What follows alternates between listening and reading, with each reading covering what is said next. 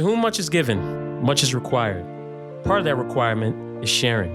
Culture is the heartbeat within our lives, and it's at the core of so many things. While we live in a time when we are starving for wisdom, I welcome you to your wisdom retreat at Culture Raises Us. Mitchell Jackson, today's guest, an accomplished writer, author whose work has literally been featured on the cover of the New York Times, Esquire, Men's Health, and Harper's Bazaar, just to name a few. He's also the winner of the 2021 Pulitzer Prize in feature writing and has published a host of books across multiple areas of importance. Before we get into the additional accolades and accomplishments of this young man, I would love to get your POV on when you hear culture, what does that mean to you, my friend? Man, when I hear the word culture now, I think of the phrase for the culture. I mean, I think it's impossible to be of our age now and not kind of mark it there. But I think if you would have asked me that question, say, I don't know how long that's been around, 3-4 years, I probably would have thought first of writing in as kind of things that preserve our culture. Yeah. Well, you know, you have quite the journey. When I look at the fact that you were incarcerated for drug charges early in your childhood, and it was actually there where you took an interest into literature and starting, to experiment with autobiographical writing. Yeah. Many would think, like looking at that, at your current chapter in the life, that this would never be the starting point, which I think is a great example of this culture of perseverance and commitment. Talk about the moment, though, that really clicked for you to kind of take on this new trajectory in your life story. Man, I wish that I could say, actually, it precedes prison. And it's strange because, most people say like, man, I went to prison and I figured some stuff out. I didn't. I was playing a lot of dominoes. My cousin was in here. He taught me how to shoot pool and bring the ball straight back to you. Like I was on my push-ups and my dips. But before that, I played junior college basketball, and my junior college coach was actually my former high school counselor. And when I was finishing up my second year of JUCO, I averaged probably 22. I was all league. So I'm like, oh man, I can keep this going. And he was like, hey man, what do you think about this academic scholarship over at Portland State? And I was like, what you talking to me about academics for? I'm hooping. I'm a baller, B. I'm giving out buckets, man. I'm giving out buckets. And he steered me there, and I took that. I applied and I received that scholarship. And that was the scholarship that they held for me while I was in prison, which allowed me to go right back to school when I got out. Like I got out July 8th, 1998. And by September, I was back in college. So for me, that's really the turning point, was a person steering me away kind of from basketball and into the rest of my life. Yo, that is not a story that you hear often. In terms of that type of grace being allotted, right? Like literally somebody holding a scholarship or a position or an opportunity for you while you're incarcerated. That is, that's all God's plan right there.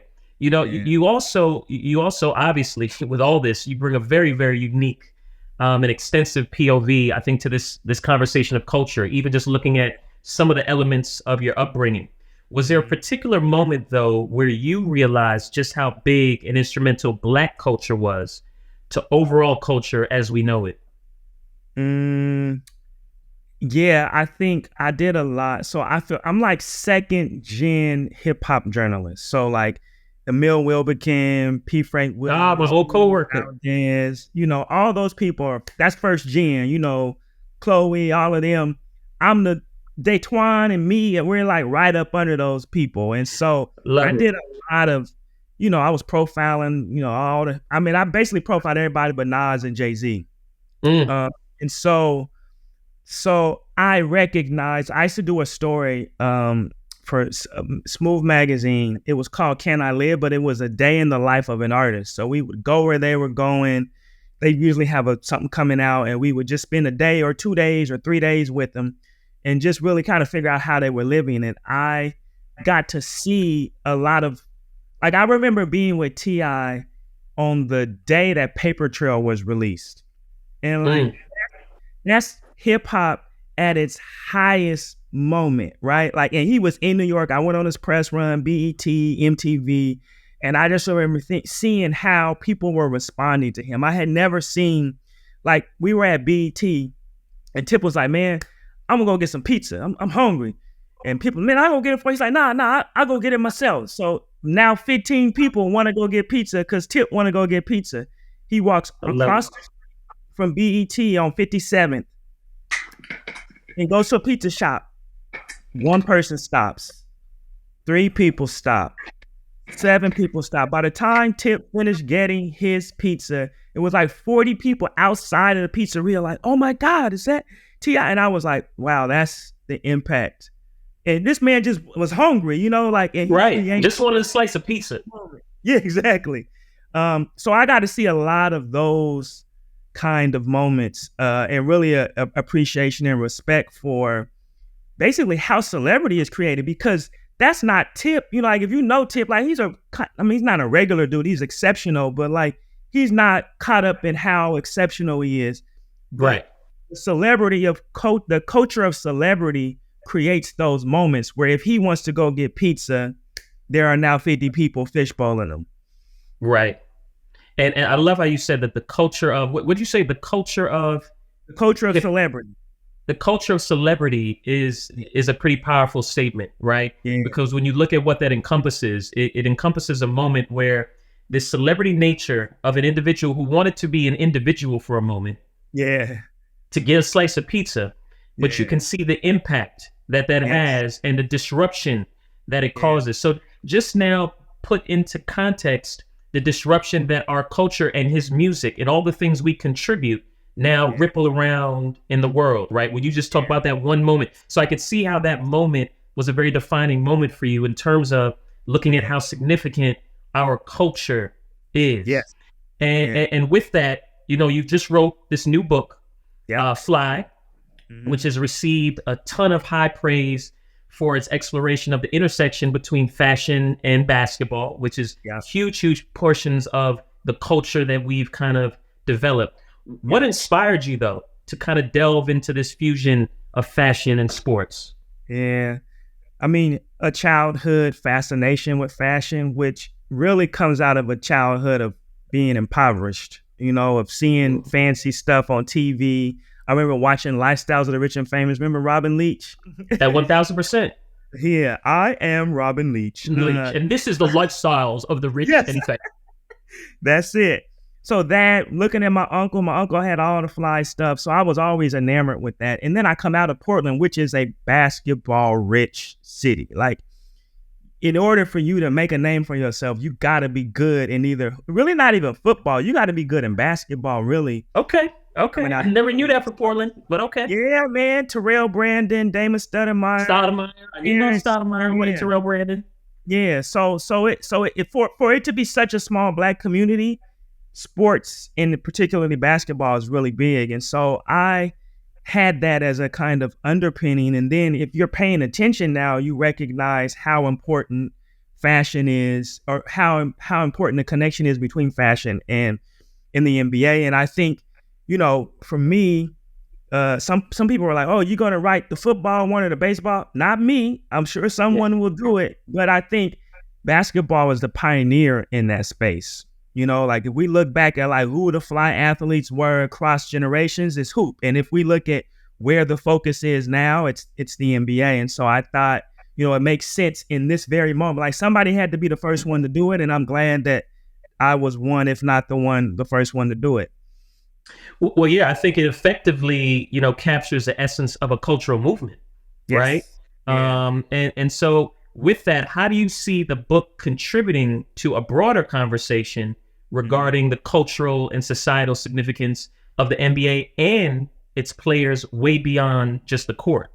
Yeah, I'm glad you asked that question, because for me, some people would pick it up and just say, "Oh man, these are some cool pictures, and they got some words in it Right. too. But for me, it was, I mean, it's years and years of research, and each chapter is actually an era of NBA fashion. And so in order to define an era, you have to define what are the cultural, socio, political forces that are shaping what people are wearing and how they want to present themselves. And so the pictures are one thing, and I'm obviously that's maybe the most important part of the book. But to me, equally as important is this investigation of how fashion comes into being. And it's never just you get up and wear whatever you want. Like there are That's people right. who are shaping what you can wear, when you can wear, what are the rules, what are going to be the reception to what you wear. You know, like think about, I mean, people talking about skirts now, right? Everybody is quick to talk about Westbrook wearing a skirt or Serge wearing a skirt. But Mm-hmm. if you go back to first, everyone knows that they wear skirts in Ireland. Okay, that's cool. That's that's a part of Ireland's culture. But you Culture. can Exactly. the the macaronis in 18th century Britain were men who dressed and talked effeminate. So there's a precursor to what we're seeing now with men painting their nails and wearing skirts, and you know, and this idea of like non-genderized clothing. So but you wouldn't know that if you just looked at Westbrook. So for me, it's like always investigating, where does this start, and how does this, everything in culture has an analog that's to something previous. I love that analog to something previous, and it's a culmination and a melting pot of a number of different things. And I'm Yeah, so glad you brought up the Westbrook example, where yes, he's been unapologetic about his style point of view, yeah, and he's incorporated a number of elements from different places, people, cultures to make his own. Right. So as you categorize it like that, I love how that represents the larger conversation around cultures in general, that a lot of them are a melting pot of other things. But there's a core in the epicenter that's very yeah, distinct to where it's coming from, but there are elements that kind of influence it some more. So I totally resonate with that breakdown. And again, very strong correlation to everything that we talk about on this platform of the importance of cultures and where they come from and how they mature and how they develop and our responsibility for them moving forward. And I think for you as a Black writer, right, and as an author, as a content creator, I think there's a significant role that you now play in moving and positioning culture, whether that's backwards or forwards, right? yeah, yeah. How do you handle this responsibility of ensuring that you deliver the purest form of content versus what could be detrimental or exploitive or diminishing in some cases to the culture we live in? Yeah, I think first and foremost, it's an imperative to tell the truth. Mm. And you know, obviously truth can have several sides, but I think it's the responsibility to do as much, to become as informed as I possibly can about whatever thing I come to write about. And so, you know, I'm a columnist, right? So like I'm writing about the Fearless Fund right now, which is the women who have the VC fund that are being attacked by the same organization that killed affirmative action in the schools. So now he's coming Oh, in wow. form of affirmative action. Yes, in the form of these Black women who who give grants to seed money to other Black women and women of color. So this is another. So wait, I'm sorry. There's an organization trying to stop them from doing that? Yes, the same guy. His name is Harold. Yes, Harold Bloom. Harold Good Bloom. gosh. And yeah, he's the main person responsible for taking affirmative action out of admissions in colleges, and now he's turned his ear on these Black women. Two Black women got a fund out of Atlanta, and so for me, I have to write about that. I have to know, like, well, what's his history? You know, he's been doing this since 1993. How does he do this? Right? Like, where does he get the Hmm. data from? Who are the litigants? I have to look at what is happening in VC in terms of Black women. They're less than 1% of the people who have VCs are Black women. So I got to know all of that in order to develop an opinion, in order to deliver that information, hopefully artfully, to someone else. And so it's really a lot of like becoming informed. And then on Yeah. my, because I'm a fiction writer first, it's how do I take that information and make it artful? So yeah, man, I'm really into creating, for me, cultural products. And for me, that's art. That everything I make, I want it to be an artifact. Well, listen, you just informed me of something that I was not aware of at all. That just pinched a significant nerve with Yeah. an individual or individuals who are actually trying to prevent women from investing in other women of Yeah. color, which I Yes. hope everybody is listening to this because you also mentioned a stat of, I believe, what is it, 1%? Would you say Yeah. 1%? Yeah. So Less than 1%. Yeah. if you have an individual or individuals who are trying to stop something that is so small in Right. relation to things, that must show you the magnitude and of importance of why it needs to be done. And by Yeah. no way should we allow this to happen, Yeah. right? Because if somebody's trying to stop what's so small, but Right. yet we all know so impactful and needed, that means that we all need to be aware of this and ensure that we do not allow that to happen because that's Yeah. just straight crazy. Yeah, it is.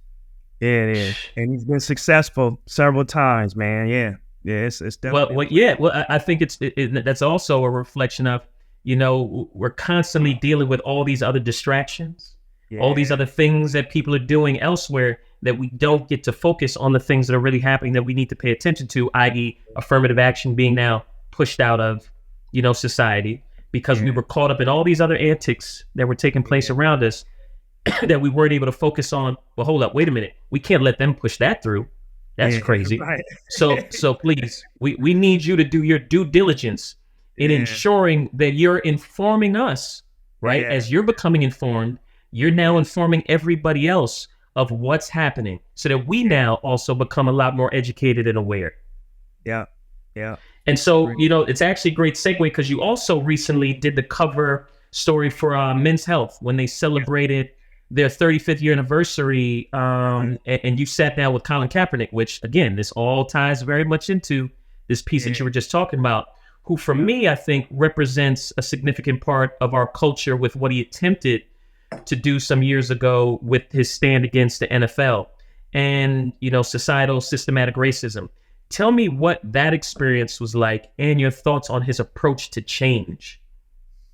That was well. First, I thought I was going to be interviewing him, and then his people through Men's Health were like, "Colin's not doing any interviews," and so I was a little discouraged. And then Okay. and then they were like, "Well, do you still want to do it, Mitch?" And I was like, "Well, how much? Like, what do you want me to do?" And I said, "Well, I'll do it if you guys let me write him a letter, because I wanted it to be something personal." And so I actually wrote that on my birthday this year. So it was August 16th. I was out of the country and I was like, man, let me sit down. And I think it also, that helped that I was away from here thinking about That's right.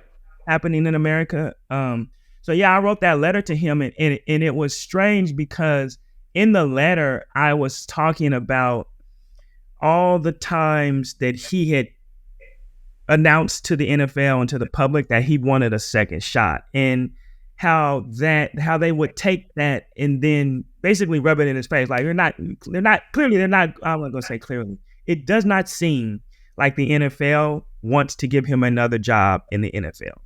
And Mm-hmm. so it seemed like it was a way for people in power to express their power by denying this man this thing that he obviously really wanted. And I Mm-hmm. wrote in advance of him, like when it came out.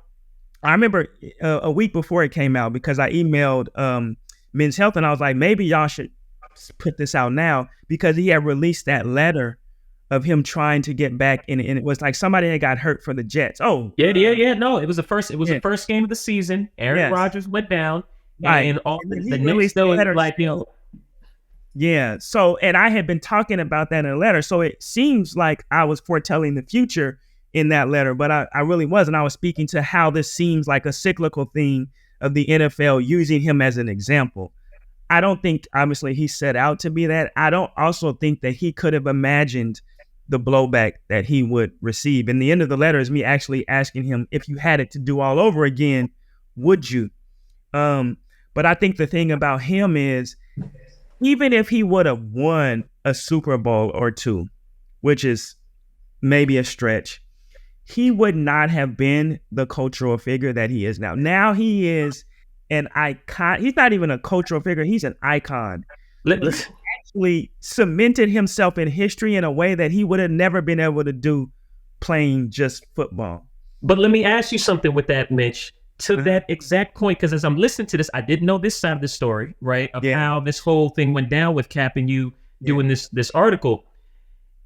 Do you think his attempts to continue to try to go back into the environment that he has so well called out as a very systematically racist system, but yet he's still making attempts to go back when, for me, he is so much bigger than that. Bro, you don't need to be a quarterback in the NFL. You are exactly what you just said, Mitch. He's a cultural icon. I got to be honest with you. Every time I hear his name come up for a quarterback job, my stomach turns, bro. My stomach turns. Like, you are way bigger than this. They don't deserve what you offer, and you have so much more to contribute and do by standing on the laurels of, this is a toxic environment and organization that's reflective of systematic racism that takes place across our world. However, you've called out one of the biggest examples of it. And why are you trying to go back into that space?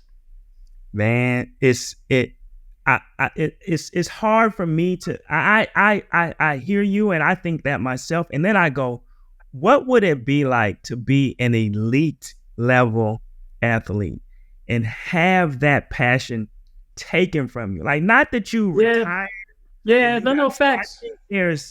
And I don't know what it is to play in a Super Bowl. You know, like, we ain't talking about a dude who was just killing at USC. Junior college. You were giving 22 up at junior college. But you wasn't at his level, okay? So I think there's that. And I actually think that he's that optimistic that he actually thinks that he can instigate change from inside.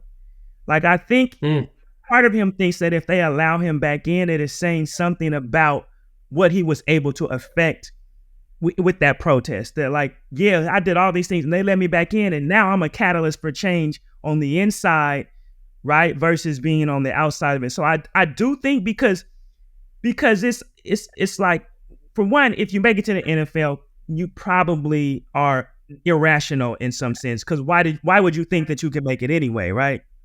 And then I think that same kind of audacity or ambition is the same thing that's making him think, oh, I can get back in there, and then I can really, I'll start playing well, and then everybody will be listening to me. I can change owners' hearts. Like, the rest of us are skeptics, but the rest of us didn't make it to the Super Bowl. Facts. It's a tough one for me. Believe me, I go back and forth with it. But when I saw you cover it, and then I saw, to your point, where we then see him, wanting another chance, or somebody throwing his name out regarding the Jet job or getting back in, it just chips away from what I feel like he created, and what he stands for in our history. Forget about this moment. In our history, that's a significant point in our history. And with that, I mean, you look at Black culture, to be honest, as we know it, is often borrowed, appropriated, or used, right? And this is a perfect example, to inspire other cultures and industries. What's your thoughts on the importance now of Black ownership and kind of recognition of what it is that the Black community has kind of brought to the world? I mean, I think it's imperative, right? Like, if you think about what Steve Stout means in the music industry, and I can't really think, I don't know enough about other industries to know who the Steve Stout is in the other industries, but what he's doing, I think also because I think music and probably sports are the two most kind of widely disseminated aspects of Black culture. I think it's really important. Like, even if you think about what's happening in the art world, like, if you look at the top art galleries, and they're just now getting Black gallerists, right? People who are responsible for buying it, so that Renaissance, if you will, is why we have Kehinde Wiley, for millions of dollars. It's why we have, I'm blanking on what's homegirl that wrote did the paintings for Michelle Obama. I'm drawing a blank as well. Oh my God! Well, her work, Micheline Thomas, right? All these people who are now experiencing, the biggest sales in history of Black art. We can't get that without having these people in power who are buying, who are selecting. That's right. Advocating. It. Right. So I think that's really important. I will say about culture, and this is something I have a conversation with my friends about, that I like that literature is so democratic in a sense that you don't need to be a millionaire to own a Basquiat. I mean, you got to be a millionaire to own Basquiat, but you don't have to be a millionaire to own a book on Basquiat. Like, you got to be a millionaire to own Kehinde Wiley, but you don't have to be a millionaire to buy the autobiography of James Baldwin. And so in that way, it democratizes information and it democratizes art in a way that it moves it away from being just the purview of elites. I like that. I mean, I think obviously we need that too, right? Because art is part of wealth, but then also we need these other areas of culture which are more accessible to the masses. Yeah, and it's also more accessible ways into advocating and supporting and reinforcing their greatness, right? So thank you for giving that point of view, because I never even looked at it like that. Like, I might not have one of their pieces, but have I purchased a book that is highlighting their work, right? Those are still points of us investing in their long-term generational greatness, in addition to those pieces that go for $1 million. No, that's a good shout. Kehinde painted there's a portrait of me that Kehinde painted, I don't know, 2005. I do not own it. I probably can't even afford it, but I got. So your joint is up in somebody else's crib. Yeah, somebody with some money. With some real money, got that. But I have, at home, I got, his books. So I feel connected to it, to a certain That's dope. That's dope. Hey, I want to take it back to Fly for a minute. And in your research for that, did you encounter like any surprising or unexpected stories or insights about the relationship between NBA players and fashion? Stories. I didn't really discover unexpected stories. What I did was learn a lot about the inception of the league and what it was like in the 1940s. And, it started in 46, first Black players in 1950. And the fiction writer in me, or just the empath in me, is trying to imagine what it would be like to be a Black man in 1950 and have this opportunity. At that time, it was only 1 or 2 players on the team. What did that feel like, and what were you charged? Like, hey, this is pre-civil rights, Man. What does that mean for them? And, they're riding around with the team, but they can't go in certain hotels. So we know all about the chitlin circuit, but we don't necessarily know what them first Black players had to face from 1950 to 68, when we finally got some on the book civil rights. And so I learned about that. And then there were players who, because there weren't so many pictures back then from the 60s and 70s, I had never seen them in street groups. So like Artist Gilmore, who was fly for a big dude, got the mink on and, the good afro and the mutton chops. Or my favorite, Pistol Pete Maravich, who I really tapes. Yeah, I used to have his tapes when I was young, his dribbling tapes. And there's a picture in there of him with a butterfly collar suit on. He got a chain with his name or his number on. Pistol Pete Maravich? Pistol Pete in there looked like a rapper from the 80s. Yeah. So that was exciting to see players who I hadn't seen in that light before. I had really seen out of uniform. Wow. Well, I think, NBA fashion has also undergone like a significant evolution. As you're talking about the evolution of even from civil rights to now. Yeah. But to talk about some of the most notable changes that, NBA fashion and how social media and the globalization kind of how's that influenced that evolution? Yeah, so I would say, well, there are 6 eras in the book. The first one, I'll say the major turn was post-civil rights. When we get the 70s, that's when we get Walt Clyde Frazier, who some people say is like the GOAT of NBA fashion. I actually think it's Dr. J, but I can ride. Oh, I want to have that conversation. Okay. Yeah.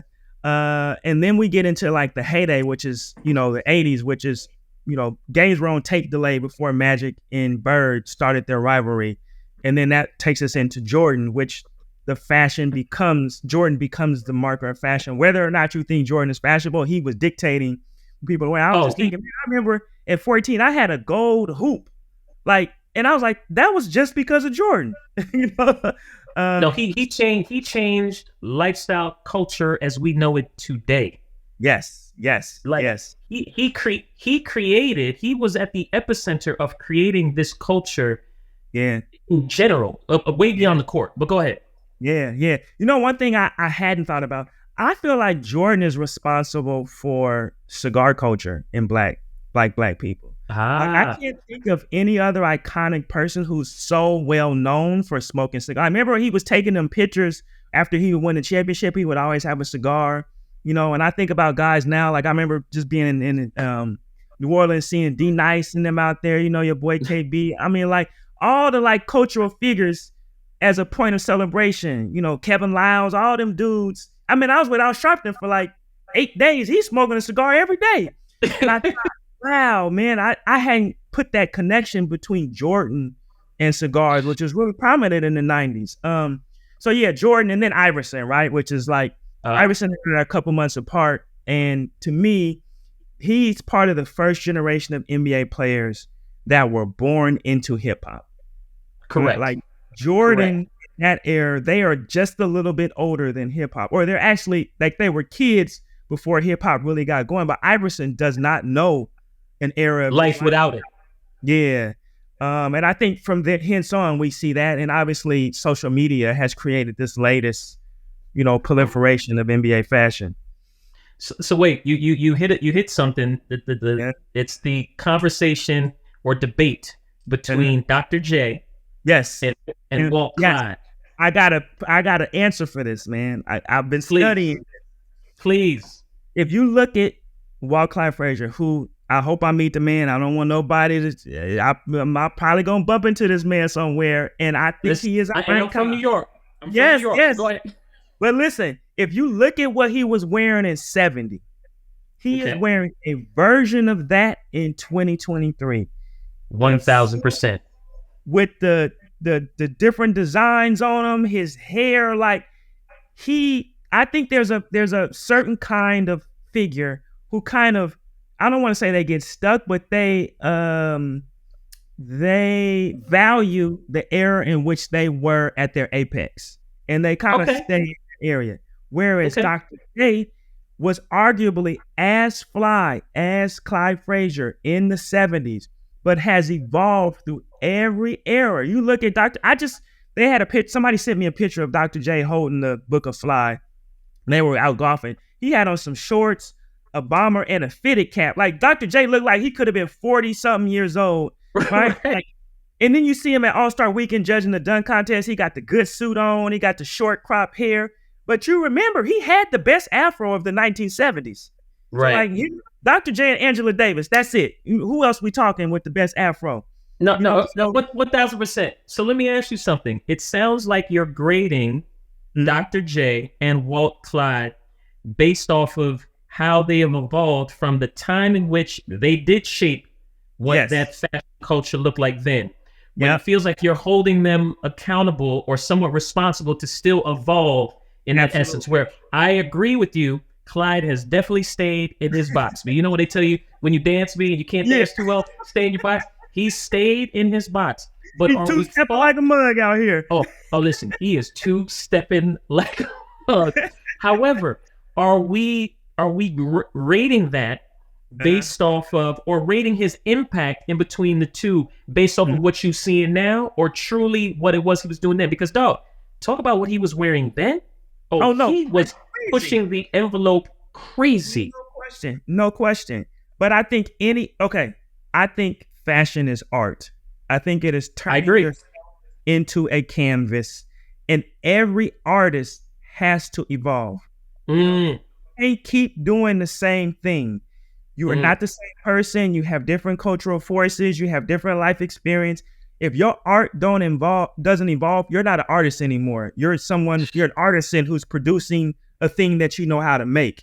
And so in that sense, Clyde Frazier is not an artist of himself, right? Like he was an artist and he got stagnated as an artist because he received the adulation. Like what happens when they tell you you are the best? Like if we get a rapper making the same album every time, we don't want to hear that shit no more, How right? about Like you gotta evolve if you still want to be considered an artist. Otherwise, you could be something else, but don't call it art. And so for me, that stagnation is a critique of artists writ large, not specifically of him.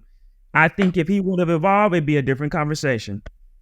you know what? And the way you just articulated that, I rock with your thesis. I rock with your thought. I get in that. No, We out here changing the hearts and minds. Listen, and that's what it's.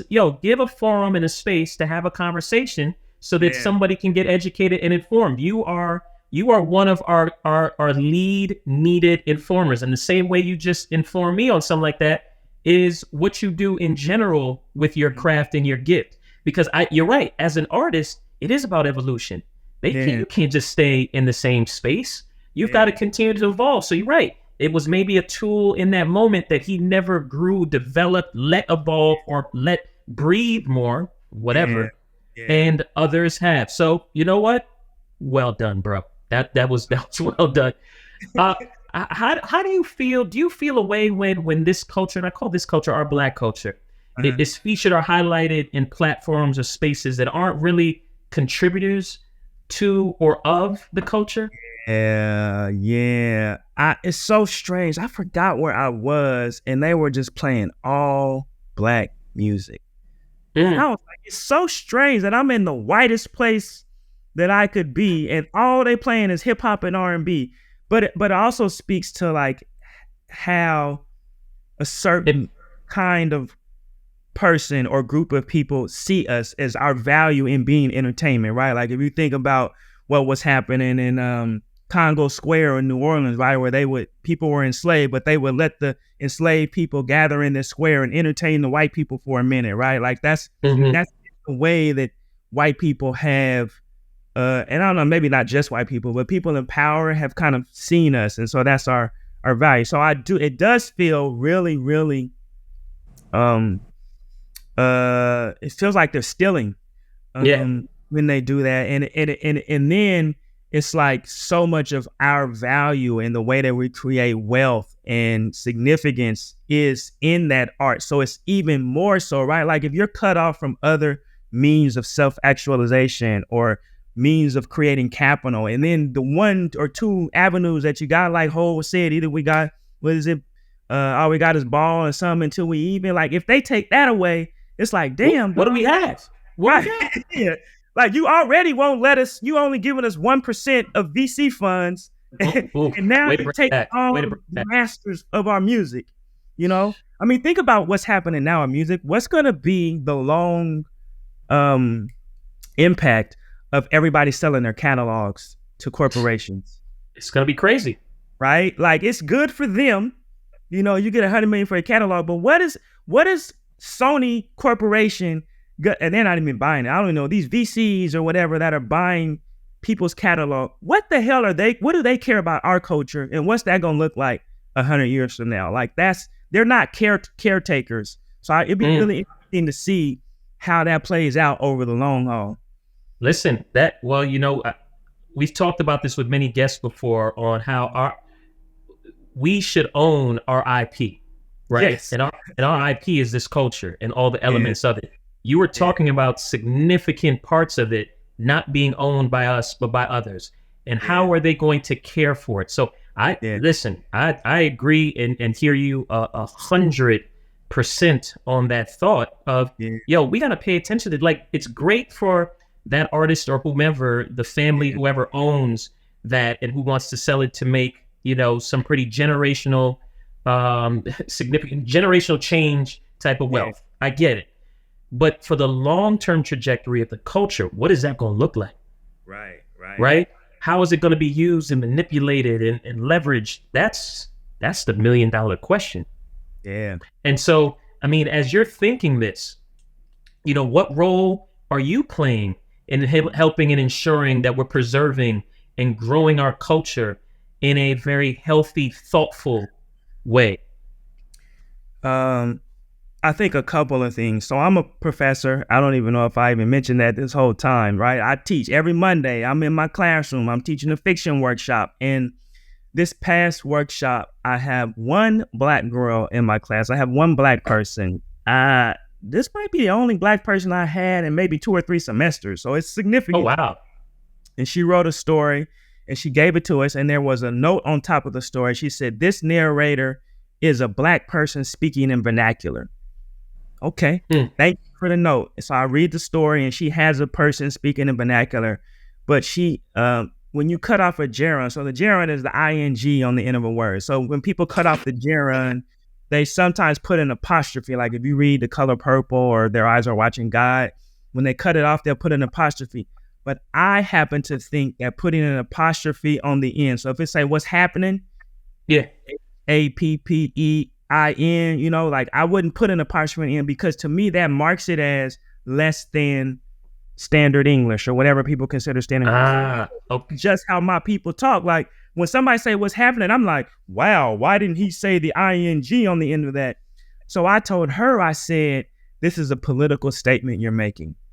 If I put the quotation mark on or the apostrophe on the end of taking off a gerund, I am saying that I value what white people think about English. And if I don't, I'm saying this is how we talk. And I said, now you can make your own decision, but my job is to tell you this is one way this can be perceived. So that's right.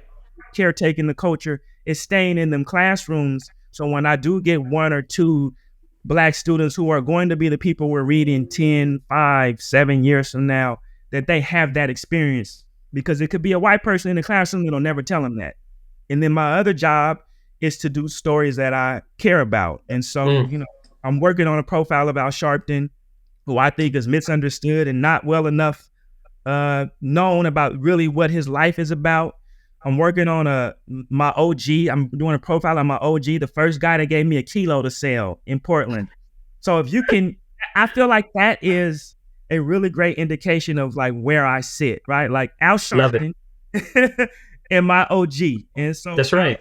Stay somewhere in that pocket and in all the cases tell the truth. I love it. So it sounds like you're pretty locked into your why. Yes. Yeah. I feel really good about that because every day I wake up, I don't have to think, how am I contributing? What is it that I can do to help another person? Like my job is necessarily service. And, a lot of people say if you're not serving someone, then you kind of taking up space or wasting time. And so the great thing about being a writer is it really is of service. It takes a lot of effort and it's a lot of time alone, but at the end of it all, it's someone, you've created something to hopefully inspire or educate or inform or make somebody mad even. But I'm doing something every day that it feels like my effort is not wasted. And I like this podcast, right? Like you're doing this as a service to other people, man. And that's right. That's a place to operate from. Yeah, and I hope everybody understands that we're all servants and we're all passing through. None of this is our own. Yeah. Right. Yeah. And none of this is meant to be our own. It's meant to be shared, and it's meant to be, developed, nurtured, all the things. But none of it is ours. So that's why it's essential that I hope everybody gets to a place of understanding. If we all become servants to one another, what a much better, healthier place. And space and just community and culture we can have. So I'm so glad that you shared that part of your journey to understand that you're in the service business. You're not in the writing business. You're in the service business. Yeah. So let me add, the opening scene to your documentary is about to start.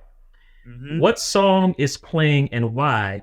And then the painting that's in the background is finally your painting that was done that you do not own. Yeah.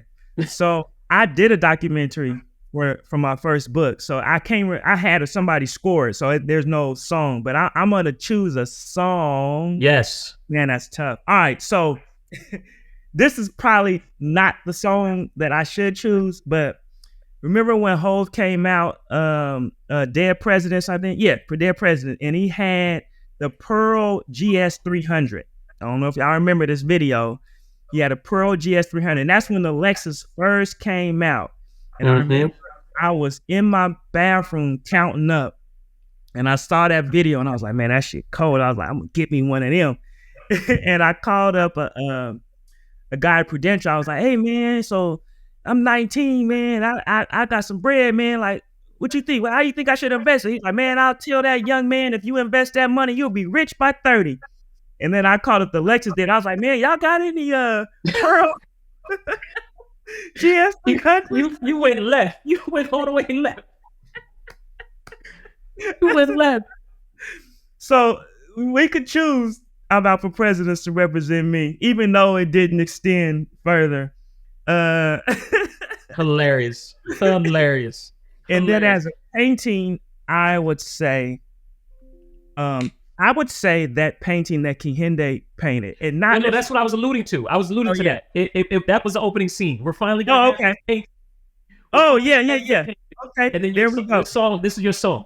Yeah. Okay. Yeah. That's it. And we got to have in the background somewhere that Pearl Gray GS. Yeah, I had to get it in money green because the Pearl Gray was extra 5,000. I love it. Well, look, man, we always end this, because with the question about, what are the 3 seeds that you'd want to leave with the stewards of culture moving forward? Because we always make the correlation that this is very similar to like farming and nurturing a crop, right? You plant the seed, you put it in good soil or bad soil, you water it or don't water it, you fertilize it, whatever, the sun, all these different things contribute to what's to come and blossom. What are the 3 seeds that you would want to leave with the stewards of culture to ensure that we're putting it in the right hands and we're equipping them with the right tools? I would want to leave the stewards of culture unceasing curiosity. Because you'll always be asking why and how and trying to figure out what came before you and how they did it and how you might innovate. I would also bequeath the stewards of culture high integrity. That you wouldn't just be making things for money. That's right. Like everything doesn't have to have a dollar sign at the end of it. That's right. And I would bequeath them passion. Because I think that's gonna fuel you getting better at your craft.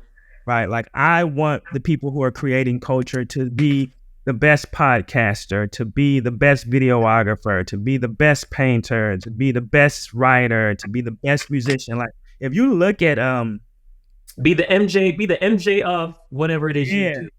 What's homie? Oh, why am I drawing a blank on homie? Pianist that won all the Grammys last year, John Baptiste. Okay. If you look at John Baptiste is like maybe even on some Jordan level shit. Like he is what happens when you are passionate about something and actually master it as a craft. Like I just saw him in like 60 Minutes. He was taking Beethoven and like remastering it to sound like hip hop, just like improvisationally. Like it's genius level stuff that you cannot get to without a mastery of craft. And so to be full of culture need to all work towards mastery, whatever that looks in your chosen profession. Listen, man, that mastery ending, it couldn't be more appropriate for, I think, how you masterfully kind of walked us through not only your journey, your impact, your vision, your passion. Like you represent all the things that you just shared. But I just want to thank you for it, as I even learned more about you, even in this conversation. And we've been fortunate to have built a relationship over the years. But I'm just thankful that you're in your space. I'm thankful that you're going to be one of the individuals that helps to make sure that this culture is captured the way in which it should. And you're informing. That word punched through so much when you shared it and all the things that you talked about. Yeah. The being the informant for us is critical. And for that, I thank you. And I ask that you keep pushing down the road. I appreciate you, brother. I appreciate you. I see you in Portland or Ghana or somewhere. we gonna build more in person for sure. Yeah. Thank you, bro. We truly appreciate your support because it helps us fulfill our mission of promoting cultural awareness and personal development. Please click the subscribe button below to help ensure and solidify our mission.